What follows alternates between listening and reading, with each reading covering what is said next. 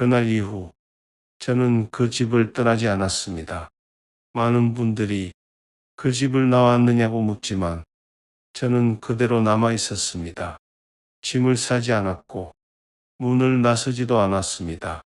주소도 같았고 현관도 같았고 열쇠도 여전히 제 주머니에 있었습니다.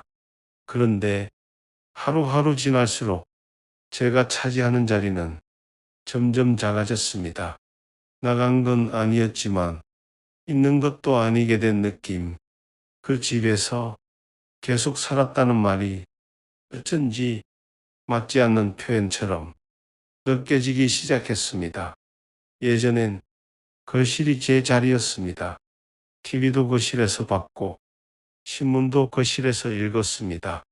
아침 햇살이 들어오는 창가 자리에 앉아 커피를 마셨습니다. 어느 날부터인가 그 자리가 자연스럽게 비어 있었습니다.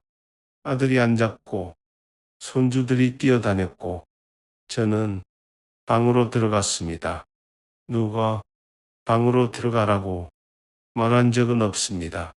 그냥 그게 편한 것처럼 느껴졌습니다. 문을 닫고 나니 집이 조금 멀어진 느낌이 들었습니다. 방 하나가 제 공간이 되자 생활도 바뀌었습니다. 밤에 화장실 갈 때도 불을 켤까 말까 잠깐 망설였습니다. 냉장고를 열 때도 뭐라고 할까봐 조심하게 됐습니다. 리모컨도 제 손에 오래 두지 않았습니다. 소리가 커질까봐, 채널이 불편할까봐 괜히 신경이 쓰였습니다. 이 집에 살고 있는 건 맞는데 살아도 되는 범위가 정해진 느낌이었습니다. 예전엔 제 집이었는데 이제는 허락받고 사는 집처럼 느껴졌습니다.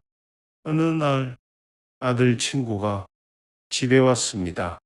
집을 소개하는 말을 아들이 했습니다.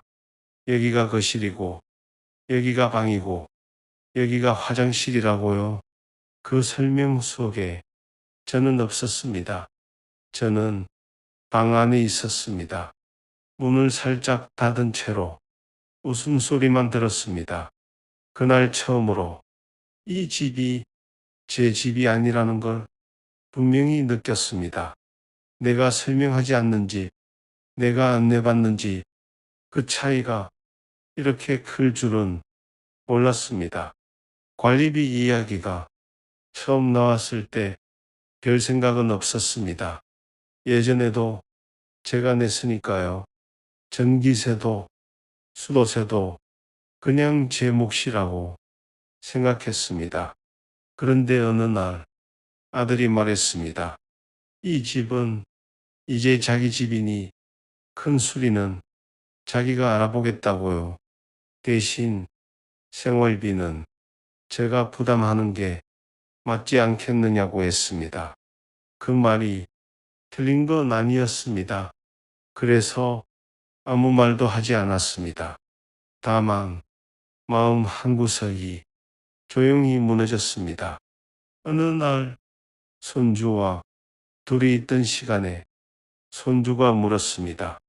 왜 할아버지는 여기서 사냐고요? 그 질문에 아무 말도 바로 나오지 않았습니다. 누가 가르친 말도 아니었을 겁니다. 아이의 눈에는 제가 이 집의 주인이 아니라 그냥 있는 사람처럼 보였을지도 모릅니다. 웃으면서 아무렇지 않게 넘겼지만 그날 밤 잠이 오지 않았습니다. 그날 이후 처음으로 짐을 생각해 봤습니다. 옷을 세어보고 이불을 접어보고 어디로 갈 수 있을지 계산해 봤습니다. 마땅한 곳은 없었습니다. 친구 집은 잠깐일 뿐이고 월세를 알아보기엔 형편이 되지 않았습니다. 무엇보다 이 나이에 다시 시작할 용기가 나지 않았습니다.